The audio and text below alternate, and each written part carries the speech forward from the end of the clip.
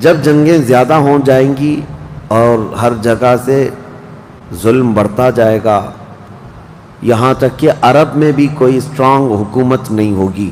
یہ حدیثوں کی روشنی میں اب میں آپ کو بتا رہا ہوں. وہ تو ابھی نظر آ رہی ہے کوئی اسٹرانگ حکومت نہیں، وہ کٹ پتلی ہے. کبھی اس کو امریکہ ہانکتا ہے، کبھی رشیا ہانکتا ہے، کبھی چائنا ہانکتا ہے. تو یہ عرب میں کوئی اسٹرانگ حکومت، مضبوط حکومت نہیں ہوگی.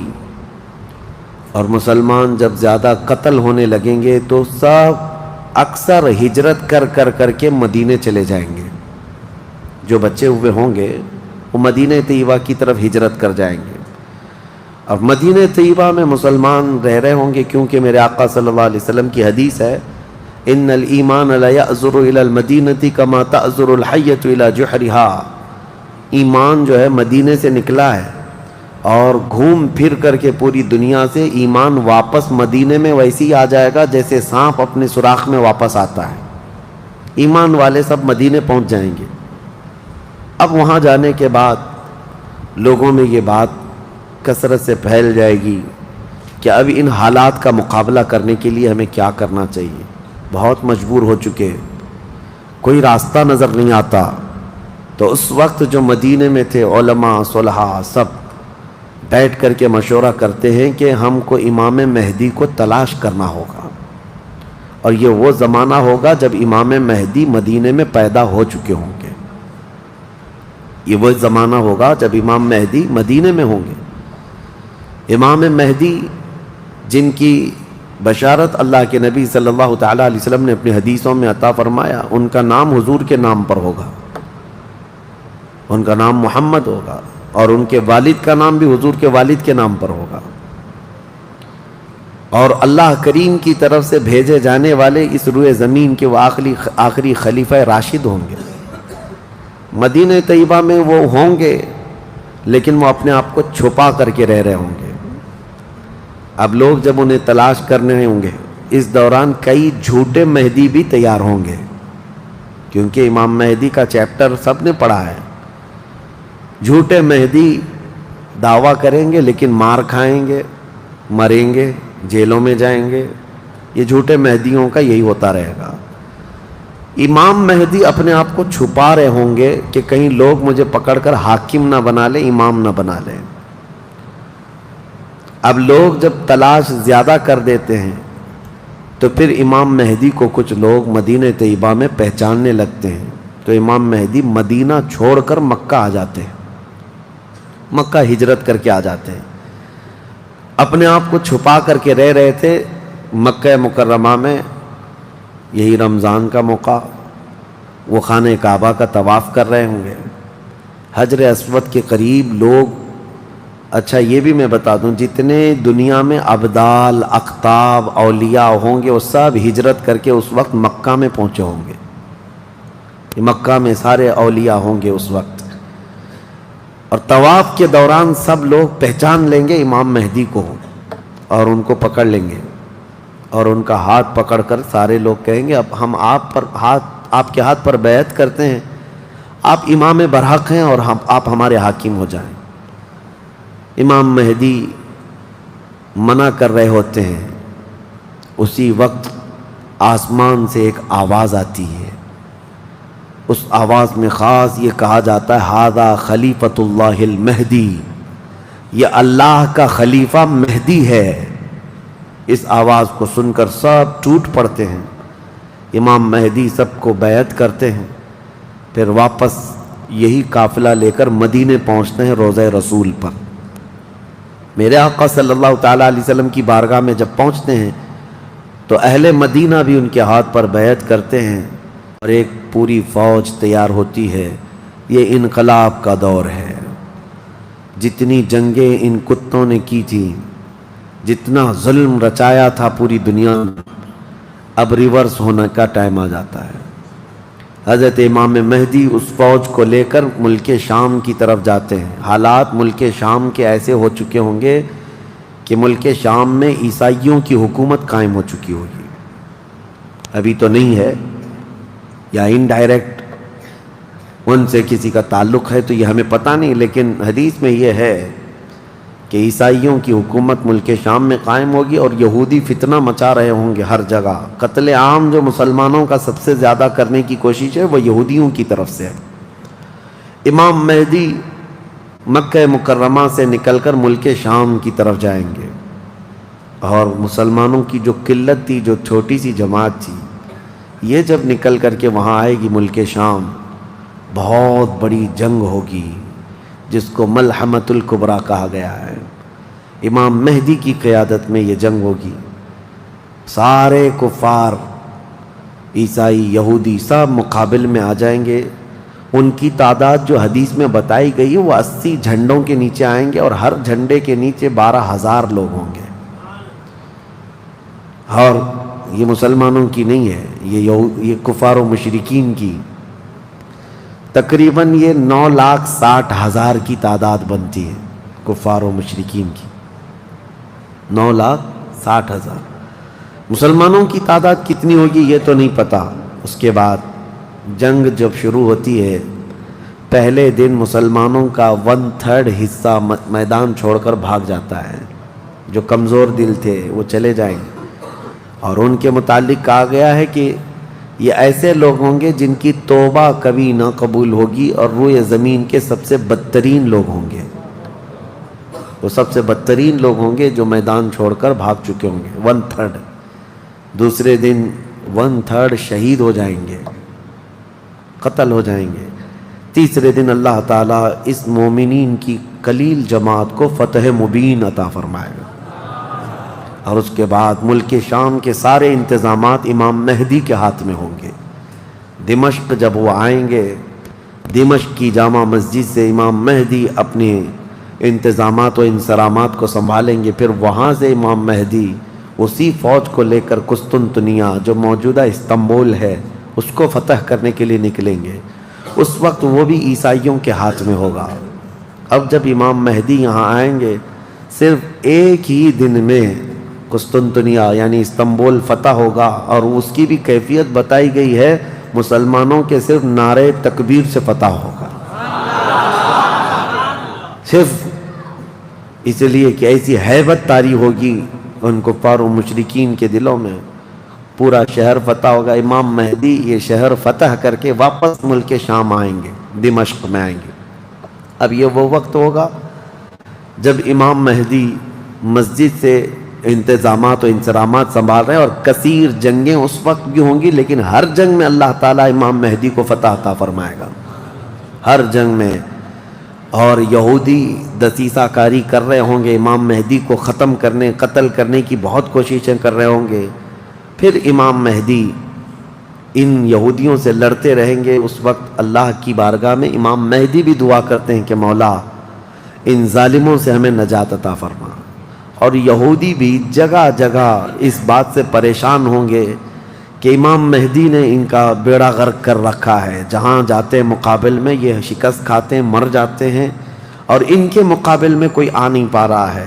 تو پھر ایران کے ایک علاقے میں یہ یہودی کثرت سے دعا میں مشغول ہوں گے. یہ وہ زمانہ ہوگا جب عراق اور شام کے بیچ میں دجال ظاہر ہوگا. دجال جس کے متعلق حدیث پاک میں تفصیلاً بہت ساری باتیں آئی ہیں. دجال آئے گا، وہ ایک آنکھ سے کانا ہوگا، آنکھیں دونوں ہوں گی، ایک آنکھ اس کی نظر آئے گی، اور اس کی آنکھ کے کنارے کافر لکھا ہوا ہوگا جس کو مسلمان دیکھ کر پہچان لیں گے. اور وہ بڑا بھاری بھرکم طاقتور ہوگا، اور اللہ تعالیٰ اس کو بہت سارے خارق عادات چیزیں عطا کرے گا. وہ ظاہر ہوگا اور سب سے پہلے یہودیوں میں آ کر کے ہی بیعت لے لے گا، یعنی اپنے آپ کو پہلے رسول بنائے گا. اور پھر سارے یہودی، حدیث پاک میں تو ہے کہ اصفہان ایران کے 50,000 یہودی اس کی فوج میں شامل ہوں گے. ہاں، جس کو یہ مسیحا کہتے ہیں، اور اس کے انتظار میں بلیاں چڑھا رہے ہیں. یہ ظاہر ہوگا عراق اور شام کے بیچ میں ہے.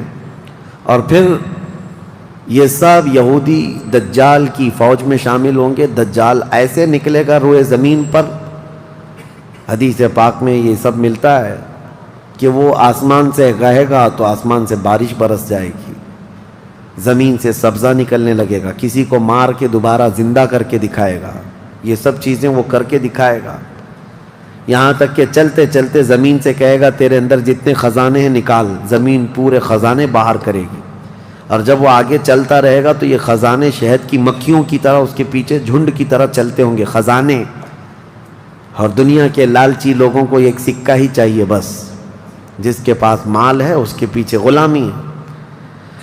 بہت بڑا فتنہ ہوگا، بہت بڑی آزمائش ہوگی، لیکن جو ایمان والے ہیں حدیث میں ہے اس دن بھی وہ نہیں بہکیں گے، اس دن بھی وہ نہیں بہکیں گے، وہ غضب کا ایمان ہوگا ان لوگوں کا۔ حضور صلی اللہ تعالیٰ علیہ وسلم نے فرمایا دجال کے فتنے سے مقابلہ کرنے والے جو مومن ہوں گے نا، اس کا فتنہ دیکھ کر کے بھی ایمان پر قائم ہوں گے، ان کے لیے حضور نے فرمایا وہ بغیر حساب کے ہی جنت میں جائیں گے، ان کا حساب نہیں ہوگا، وہ بنا حساب کے جنت میں جائیں گے۔ تو دجال روئے زمین پر گھوم رہا ہوگا اور فتنہ مچا چکا ہوگا، اور پہلے تو رسول کہتا رہا، اس کے بعد پھر خدائی کا دعویٰ کرے گا کہ میں خدا ہوں۔ اس کی خدائی کو ماننے والے وہ یہودی بھی ہوں گے، عیسائی بھی ہوں گے، بہت سارے مسلمانوں میں بھی گمراہ ہو چکے ہوں گے، جن کا پہلے سے ایمان مضبوط نہیں تھا وہ اس کے پیچھے چل پڑیں گے، وہ ہزاروں کی تعداد میں لوگوں کو کافر بنا چکا ہوگا۔ میرے عزیزو، دجال تو بہت بڑی بڑی چیزیں دکھا رہا ہے، آسمان سے بارش برسا کر کے، زمین سے سبزہ اگا کر کے، اور اس وقت کئی لوگ گمراہ ہو جاتے ہیں۔ یہاں تو چھوٹی موٹے باباؤں کے پیچھے ہی گمراہ ہوتے ہیں، آج تو چٹھی نکال کر دکھا رہا ہے بابا، تو بھیڑ لگ چکی ہے کہ تم کیا کھائے ہو، کیا پیے ہو، کیا سوچ رہے ہو، چٹھی میں نکال کر کے دکھاؤں گا۔ چٹھی والے بابا کے پیچھے ہی ہزاروں چلے جاتے ہیں، تو دجال والے بابا کے پیچھے کتنے جائیں گے؟ لیکن حدیث پاک کی روشنی میں مفسرین نے، محدثین نے فرمایا کون لوگ اس دن محفوظ رہیں گے، کون لوگ اس دن محفوظ رہیں گے؟ دجال کی شکل جیسی بھی ہو، لیکن وہ جو چیزیں خارق عادات دکھا رہا ہوگا لوگ اچنبے سے دیکھ رہے ہوں گے۔ اچھا ایک بات اور بھی بتا دوں، آپ گھر میں بیٹھے ہوں، کوئی مسجد میں ہوں گے، شور آئے گا کہ وہاں پر خدا اتر پڑا ہے، نعوذ باللہ من ذالک، اور عجیب و غریب چیزیں دکھا رہا ہے، آسمان کو کہہ رہا ہے تو آسمان بارش برسا رہا ہے، زمین کو کہہ رہا ہے تو زمین خزانے نکال رہی ہے۔ کچھ لوگ جو گھر میں بیٹھے ہوں گے، توجہ یہ بہت اہم بات کہہ رہا ہوں، کہیں محفل میں ہوں گے، مسجد میں ہوں گے، جب یہ شور آئے گا تو کچھ کہیں گے کہ چلو ہم بھی جا کر دیکھ کے آتے ہیں، تو کچھ لوگ یہ کہہ کر کے اٹھیں گے اور جا کر کافر ہو جائیں گے، اور کچھ لوگ وہ ہوں گے جو جیسے سنیں گے اپنے آپ کو گھر میں ایسے مضبوط بند کر لیں گے کہ ان کو ہوا آنے کی بھی خواہش نہ رہے، اس طرح اپنے آپ کو محفوظ کر لیں گے۔ اور بزرگوں نے لکھا ہے کہ اس وقت اس کے فتنے عروج پر ہوں گے، لوگوں میں صرف اور صرف چرچا یہی ہوگا۔ اسی لیے میں اکثر یہ میڈیا کو دجالی میڈیا کہتا ہوں، اس کی وجہ یہی ہے کہ دجال کے آدھے سے زیادہ کام یہ میڈیا والے کرتے ہیں، سب جگہ پھیلائیں گے افواہیں، بہت جھوٹ کو سچ کر کے دکھاتے رہے، سچ کو جھوٹ کر کے دکھاتے رہیں، یہ میڈیا یہی سب کام کرتی رہے گی۔ اس وقت کون لوگ محفوظ رہیں گے؟ بزرگوں نے لکھا ہے دجال کے قریب بھی جائے گا کوئی بندہ، لیکن اس کو دیکھ کر نہیں گمراہ ہوگا، تو یہ کون ہوگا؟ جس کا سینہ حضور کی محبت سے بھرا ہوگا، یہ وہی ہوگا، یہ وہی ہوگا جس کے لیے اعلیٰ حضرت نے فرمایا نا، تیرے قدموں میں جو ہیں غیر کا منہ کیا دیکھیں، حضور کے قدموں میں جو پڑے ہیں وہ غیر کا منہ کیا دیکھیں، کون نظروں میں جچے دیکھ کے تلوا تیرا۔ اب یہ دجال گھومتا ہوا جب فتنہ بہت برپا کر چکا ہوگا، مکہ جائے گا، پہلے یہ یمن جائے گا، یمن میں بھی بہت فتنہ پھیلائے گا، اس کے بعد پھر مکہ آئے گا۔ مکہ کی سرحدوں کو اللہ تعالیٰ فرشتوں سے محفوظ کر رکھا ہوگا، فرشتے اسے داخل ہونے نہیں دیں گے، ماریں گے اور داخل نہیں ہو سکے گا۔ پھر مدینہ جائے گا، مدینہ طیبہ اپنی پوری فوج لے کر کے داخل ہونے کی، 2 شہروں کے علاوہ پوری دنیا کے ہر شہر گھومے گا، ہر شہر گھوم چکا ہوگا 2 شہروں کے علاوہ، مکہ مکرمہ، مدینہ طیبہ۔ مدینہ طیبہ کے سرحد پر آئے گا، وہاں پر بھی اللہ کے فرشتے پہرا دے رہے ہوں گے، میرے مصطفیٰ کا شہر ہے، دجال نہیں آ سکتا. لیکن اس کا شہرہ جب مدینے کے باہر بہت پھیل چکا ہوگا، مقام جرف ایک جگہ ہے، وہاں تک وہ پہنچ چکا ہوگا جہاں آج بادشاہ نے ایک پیلس بنایا ہوا ہے. ان لوگوں نے ایک پیلس بنا کر رکھا ہے وادی جرف میں. وہاں تک پہنچے گا تو مدینہ طیبہ کے ایک عالم وہ جائیں گے، اس سے مناظرہ کریں گے، ڈیبیٹ کریں گے. صرف مناظرے کے کرنے کی وجہ سے اس عالم دین کو وہ قتل کر دے گا. قتل کر کے اس کے بعد پھر ان کو دوبارہ زندہ کرے گا، اور اس کے بعد کہے گا کہ دیکھا میری طاقت. اس عالم دین کا کہنا ہوگا اب تو مجھے تیرے دجال ہونے پر اور زیادہ یقین ہو گیا، اس لیے کہ میں نے میرے مصطفیٰ سے سنا ہے. وہ مار کر کے دوبارہ زندہ کرے گا. اور اس عالم کا دوسرا چیلنج یہ ہوگا کہ میں نے اپنے حبیب سے ایک اور بات سنی ہے، اب کی بار اب تو مار کر کے دکھا. دوسری بار حدیث پاک میں ہے دوسری مرتبہ اس عالم کو قتل کرنے کی 1000 کوشش کرے گا لیکن مار نہیں سکے گا. وہ عالم ربانی بیان کریں گے، اللہ کے نبی صلی اللہ علیہ وسلم کی بیان کی ہوئی علامات یہی ہیں، ایک بار قتل کر کے اٹھائے گا لیکن دوبارہ وہ مار نہیں سکے گا. یہ فتنہ پھیلا ہوگا دجال کا، اور یہ گھومتے پھرتے ملک شام پہنچے گا جہاں امام مہدی ہوں گے. امام مہدی یہودیوں سے جنگ کرتے کرتے اور دجال کے فتنوں سے فیس کرتے کرتے میں وہاں پر ہوں گے ملک شام میں، دمشق میں دعا کر رہے ہوں گے اللہ ان کے فتنوں سے بچا. ایک عصر کی نماز ہوگی، جب امام مہدی نماز کے لیے جا رہے ہوں گے، 2 فرشتوں کے پروں پر ہاتھ رکھتے ہوئے سیدنا عیسیٰ علیہ السلام اتر جائیں گے. حضرت عیسیٰ علیہ السلام اب بھی باحیات ہیں آسمانوں پر، اللہ کریم ان کو اتارے گا، وہ آئیں گے. حضرت امام مہدی فوراً ہی حضرت عیسیٰ علیہ السلام کو پہچان لیں گے اور آپ کا ہاتھ پکڑ کر کے وہ لائیں گے. اور امامت کے لیے جب وہ آگے بڑھائیں تو عیسیٰ علیہ السلام نماز نہیں پڑھاتے، امام مہدی سے کہتے ہیں امام آپ ہی ہوں گے، حاکم آپ ہی ہوں گے، منتظم آپ ہی ہوں گے. اب عیسیٰ علیہ السلام یہ بیان فرمائیں گے میں تو صرف اور صرف دجال کے قتل کے لیے آیا ہوں. اس کے بعد امام مہدی نماز سے فارغ ہو کر اللہ کا شکر بجا لائیں گے. پھر یہ عیسیٰ علیہ السلام کی معیت میں جیسی باہر نکلیں گے، حدیث پاک میں ہے عیسیٰ علیہ السلام کی سانس یا ان کی خوشبو جہاں تک جائے گی دجال اتنا تیز پگھلتا چلا جائے گا، قریب نہیں آ پائے گا. اب وہ ادھر ادھر بھاگا بھاگا پھر رہا ہوگا عیسیٰ علیہ السلام کے خوف سے. عیسیٰ علیہ السلام جس وقت آئیں گے وہ سنہرا دور حدیث پاک میں ہے. اب عیسیٰ علیہ السلام صلیب کو توڑ دیں گے کہ یہ عقیدہ ختم کرو، خنزیر کو ماریں گے، جزیہ ختم کریں گے.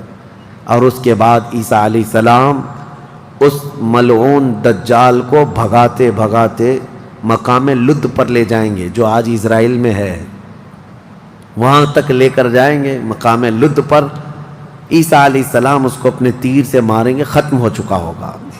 دجال کے جتنے ہمراہی تھے ان کو بھی عیسیٰ علیہ السلام ختم کر دیں گے. اب جب واپس عیسیٰ علیہ السلام دمشق پہنچیں گے ملک شام تو حدیث پاک میں پوری روئے زمین پر ایک بھی کافر نہیں ہوگا، جو ہوگا وہ مسلمان ہوگا. یہ وہ وقت ہے جس کا وعدہ اللہ نے قرآن میں فرمایا هو الذی ارسل رسولہ بالہدی ودین الحق لیظہرہ علی الدین کلہ. وہی اللہ ہے جس نے اپنے رسول کو ہدایت کے ساتھ بھیجا ہے تاکہ اپنے دین کو ساری دنیا پر غالب کرے. اب تک یہ دین پوری دنیا پر نہیں غالب آیا، لیکن وہ دن ہوگا جب عیسیٰ علیہ السلام تشریف لائیں گے روئے زمین پر. اسی لیے میں کہتا ہوں وہ دن آئے گا جب ہر گھر سے آواز آئے گی لبیک یا رسول اللہ. وہ دن آئے گا، وہ وقت آئے گا. صبر کے بعد، ہر اندھیرے کے بعد صبح ہونا ہے، رات کے بعد اجالا آنا ہے. ہاں آج جو حالات ہیں انشاءاللہ العزیز کچھ دیر کی خاموشی ہے، پھر شور آئے گا. آج کتوں کا وقت ہے، کل ہمارا دور آئے گا انشاءاللہ العزیز. میرے عزیزو، سیدنا عیسیٰ علیہ السلام جب اسے قتل کر چکے ہوں گے اور پھر روئے زمین پر صرف پرچم اسلام لہرا رہا ہوگا، امام مہدی کی عمر 49 سال یا 50 سال کے آس پاس ہوگی، وہ بیت المقدس میں انتقال کر چکے ہوں گے، آپ کی جنازہ کی نماز عیسیٰ علیہ السلام پڑھائیں گے، وہیں دفن ہوں گے، پھر عیسیٰ علیہ السلام مومنین کو لے کر مدینہ طیبہ کا رخ کریں گے۔ جب نبی پاک صلی اللہ علیہ وسلم کے روضے کے پاس عیسیٰ علیہ السلام آئیں گے، عیسیٰ علیہ السلام نکاح بھی فرمائیں گے، آپ کی اولاد بھی ہوں گی، لیکن مدینہ طیبہ میں آپ کا انتقال ہوگا اور میرے آقا کے حجرے میں دفن ہوں گے۔ حضور صلی اللہ علیہ وسلم کا حجرہ روضہ مبارکہ، اس میں ایک جگہ عیسیٰ علیہ السلام کی باقی ہے، سیدنا عیسیٰ علیہ السلام وہاں دفن ہوں گے۔ لیکن ایک بات میں آپ کو بتا دوں، عیسیٰ علیہ السلام اس وقت بھی نبی ہی رہیں گے، ان کا جو منصب نبوت ہے وہ ہے، لیکن شریعت ان کی نہیں چلے گی، میرے مصطفیٰ کی ہوگی، شریعت صرف میرے مصطفیٰ کی ہوگی، اس لیے کہ جس دن میرے آقا پیدا ہوئے اس دن سے لے کر قیامت تک صرف ایک ہی سکہ چلنا ہے، آئی نئی حکومت سکہ نیا چلے گا، عالم میں رنگ بدلا صبح شب ولادت۔ عیسیٰ علیہ السلام کے انتقال کے بعد اب کیا ہوگا؟ اب کیا ہوگا؟ آپ دفن ہو چکے ہوں گے، قیامت قریب آ چکی ہوگی۔ اب اس کے بعد معاملہ یہ ہوگا کہ اللہ تبارک و تعالی قوم یاجوج ماجوج کو پیدا کرے گا۔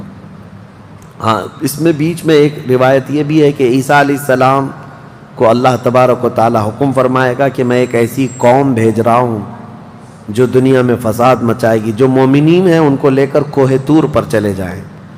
عیسیٰ علیہ السلام کوہ طور کی طرف مومنین کو لے کر جائیں گے، لیکن اس وقت زمین پر یاجوج ماجوج ایک قوم ہے، یہ دو لوگ نہیں ہیں۔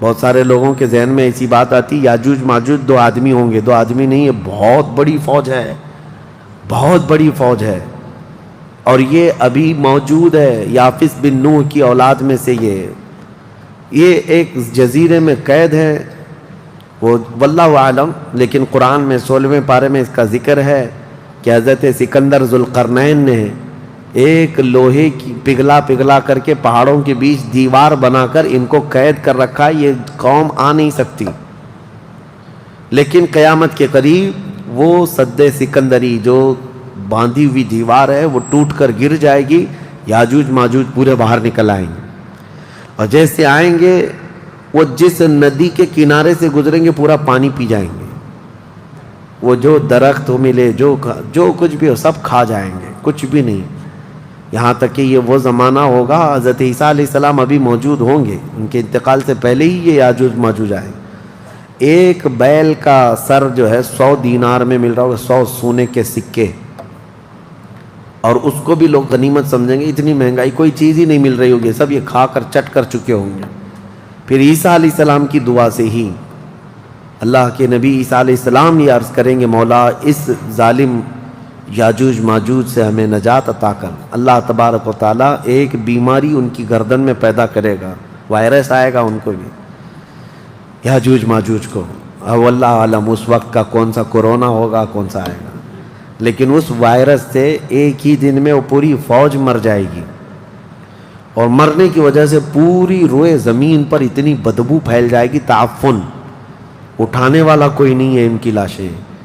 تو پھر یہ بھی ملتا ہے روایت میں کہ اللہ تعالیٰ لمبی بڑی گردنوں والے پرندے بھیجے گا، وہ پرندے ان کی لاشیں اٹھا کر کے جنگلوں کی طرف چلے جائیں گے، پھر اللہ تعالیٰ بارش برسائے گا، اتنی تیز بارش برسے گی کہ پوری زمین پاک ہو چکی ہوگی، یاجوج ماجوج کا فتنہ ختم ہوگا، عیسیٰ علیہ السلام کا انتقال ہوگا، پھر اچانک ایک جانور باہر آئے گا جس کو دابۃ الارض کہا گیا ہے، یہ آئے گا، یہ آ کر کے اپنے ایک ہاتھ میں موسیٰ علیہ السلام کا عصا اور ایک ہاتھ میں سلیمان علیہ السلام کی انگوٹھی، یہ دونوں لے کر کے زمین پر گھومتا رہے گا، جو مومن ہوگا اس کی پیشانی پر سلیمان علیہ السلام کی انگوٹھی سے نشان لگا دے گا، جو کافر ہوگا موسیٰ علیہ السلام کے عصا سے اس پر لکیر کھینچ دے گا، جس کے لیے وہ نشانی لگا دیا وہ اسی حالت میں مرے گا.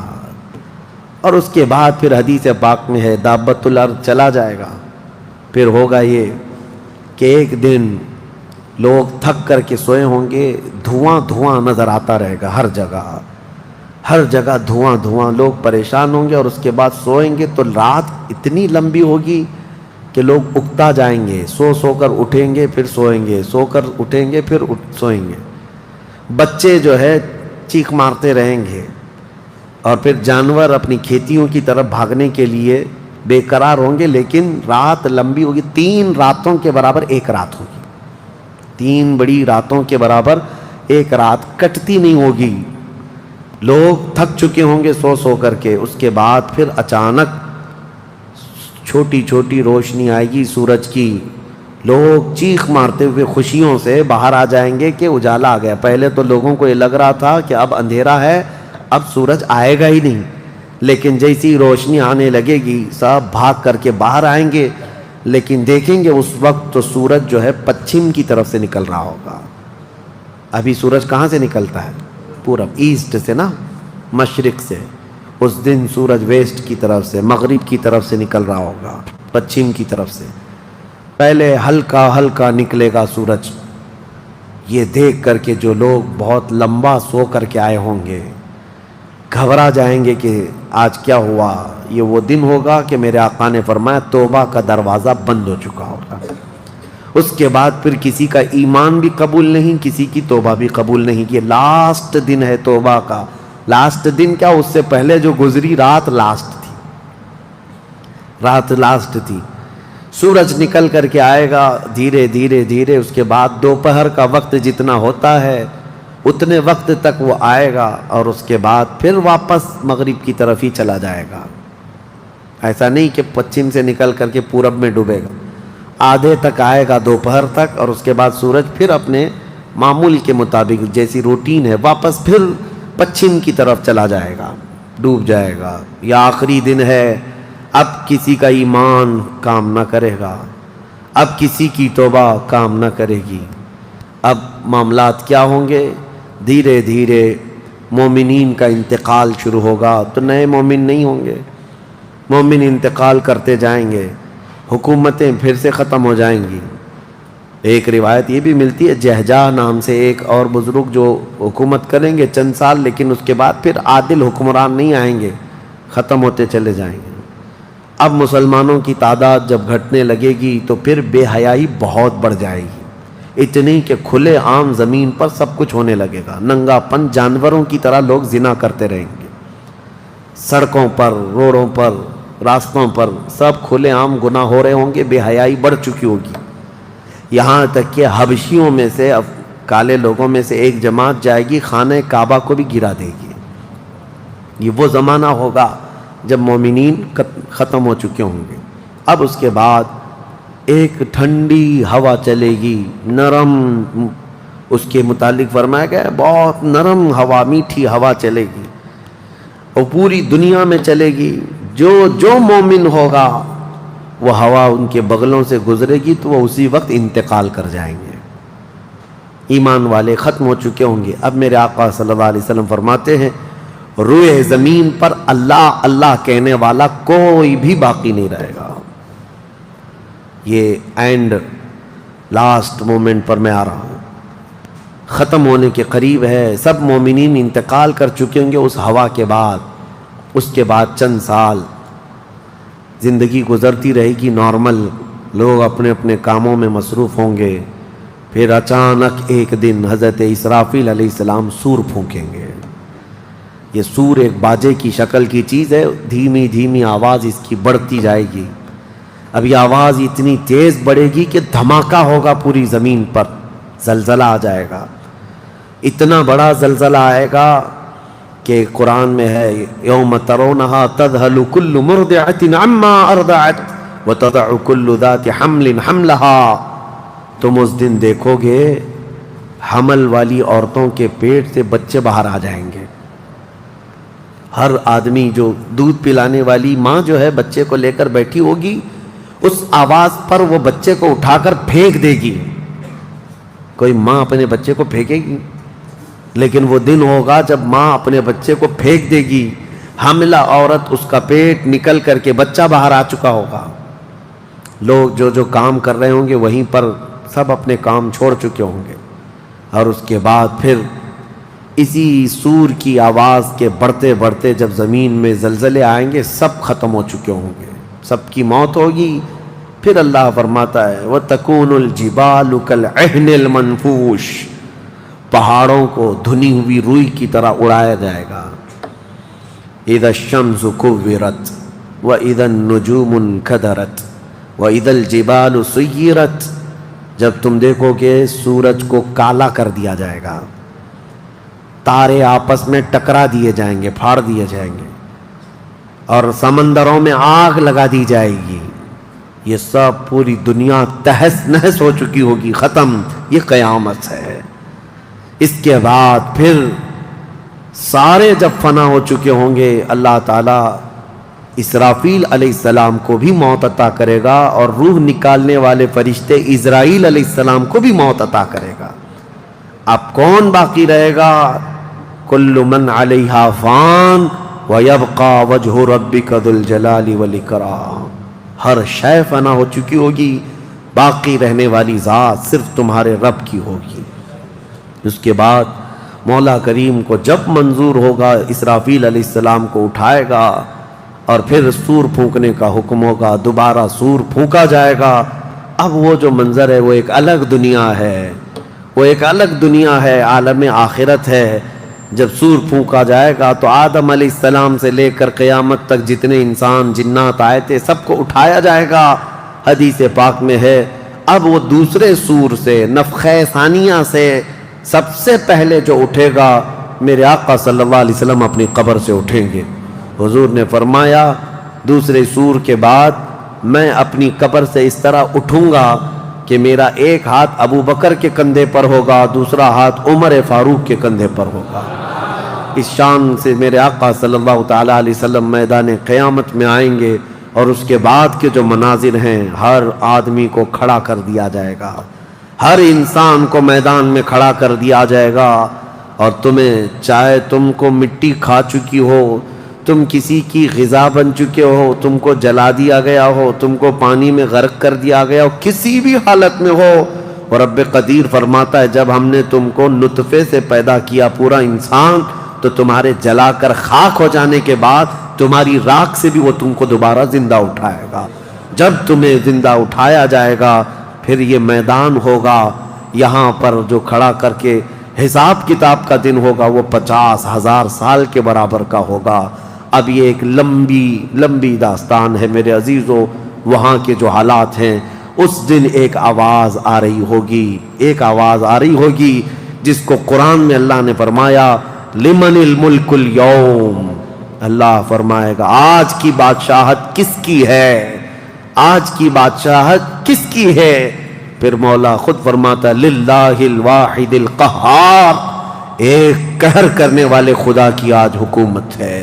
جو اکڑتے تھے، جو گھمنڈ کرتے تھے، سب کو کھڑا کیا جا چکا ہوگا، اور فرشتے پکار رہے ہوں گے این الجبارون این المتکبرون، کہاں ہیں غرور میں چلنے والے، کہاں ہیں اکڑ میں رہنے والے، سب جمع ہو جاؤ۔ سب کے گناہ ان کی پیشانیوں سے ظاہر ہو رہے ہوں گے، کسی کو داغ داغ کر کے فرشتے نشان بنا رہے ہوں گے کہ یہ چور ہے، یہ زانی ہے، یہ شرابی ہے، یہ حرام خور بھی کرتا رہا، سب کی الگ الگ نشانیاں بنائی جا رہی ہوں گی۔ اس بھرے محشر کے میدان میں ہمارے لیے کون ہے میرے عزیزو؟ ہم اسی رب ذوالجلال کو منانے کے لیے آج آئے ہیں۔ اس تصور کے ساتھ اب ہم کھڑے ہو کر اس کا ذکر کریں گے کہ مولا آج ہم تجھے منا رہے ہیں، تو ہم سب سے صلح فرما لے، کل بھری قیامت کے دن ہمیں ننگا اور ذلیل ہونے سے محفوظ فرما لے، اور قیامت کا دن ہوگا انشاءاللہ العزیز میرا رب اسی ذکر کی مجلس کی برکت سے ہماری بخشش کا اعلان فرمائے گا۔ وہ دن کتنا خوبصورت ہوگا، ذرا تصور کرو کہ اس ذکر کی مجلس کو اللہ تعالیٰ ذریعہ بنائے، اور قیامت کے دن جب سب کھڑے ہوں گے لاکھوں کی تعداد میں، اور تمہارا نام پکارا جا رہا ہوگا، فلاں کا بیٹا فلاں کہاں ہے، تم گردن اونچی کر کے دیکھ رہے